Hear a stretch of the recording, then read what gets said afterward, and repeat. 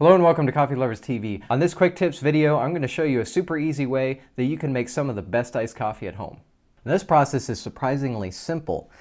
You can do this with any kind of pour over method, any kind of drip method. You can do this in any kind of drip machine.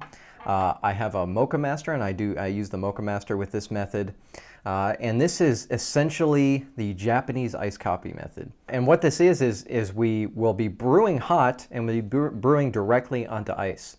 So as the coffee brews, it hits the ice and it cools really fast. And for me, with this method, you end up with a really sweet cup of coffee. I like it much better than brewing the coffee hot and then trying to cool it off afterwards. Also with this method, you will end up with the proper brewed ratio. You don't have to worry about diluting the coffee as you're brewing it. We're going to take all that into account. Now I'm going to give you a quick overview right now, and then I'll walk you through a round of brewing with the Kalita. So we're going to take a normal brew ratio that I might use for a Kalita wave, where I would brew 24 grams of coffee and 360 grams of water.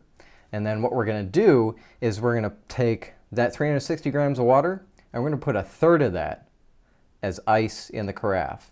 So we're going to have 120 grams of ice in the carafe, and then we're going to brew with 240 grams of water.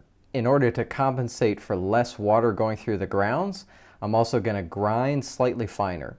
Don't need to grind that much finer on the Baratza Encore. I'm just going to grind a notch finer than I would usually. And that should help compensate, like I said, for less water going through the grounds. But in the end, we're going to end up with exactly the same ratio. 24 grams of coffee, 360 grams of water, and the perfect chilled iced cup of coffee. I'm going to go ahead and switch things around, get set up, and show you all of that in a quick run here. We're just about ready to brew here. Now you can see the coffee that I'm using for this is the Anchorhead's Ethiopia Aricha, or as I call it, blueberry cupcakes from the Coffee Lovers box number 2. We've already determined our ratio.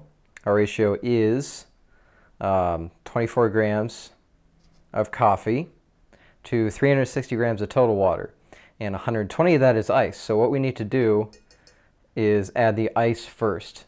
Now, it's really important to note that in order to figure this all out, you're going to have to weigh everything. Like, you can't really measure your ice by volume. So if you're used to brewing by volume, this is especially the case if you're using an auto drip machine. You're going to have to weigh everything out and figure out where it is that you stand.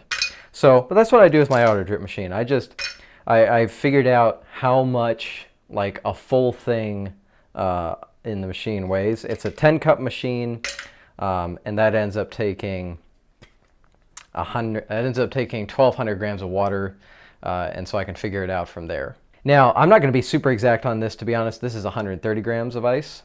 I'm still going to put 240, 250 grams of water through here. The numbers, you know, I'll get relatively precise with the numbers when I'm planning out, but when it comes down to it, it's as much an art as it is a science. So we have the ice in here, we put the Kalita on as usual, we got our 24 grams of coffee in there, and now we're just going to brew just like normal. And as you can see, yep, we're brewing just directly onto the ice.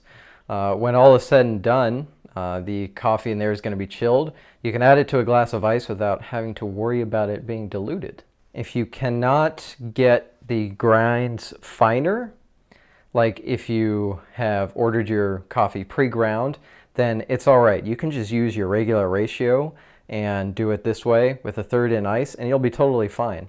If you want to tinker around with it, one thing you can do is add a little bit more coffee into the top. I am using a 15-to-1 ratio for this brew, which is something I use in my regular brewing a lot.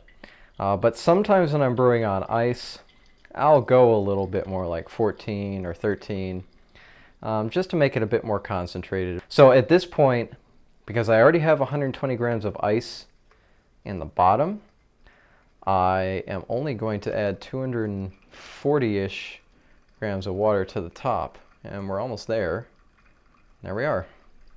And that is all going to add up to our total of 360 grams of water. There was a little bit more ice in here than 120. There was 130 grams. If you do it exactly a third, I find that the ice just melts perfectly. Like you can see, we're ending up with a little bit more ice in the bottom. That's totally fine. So I'm just gonna take this off here, and now we have iced coffee. And I mean, you can see it's chilled. There's still ice in there. So, and this smells really light and bright.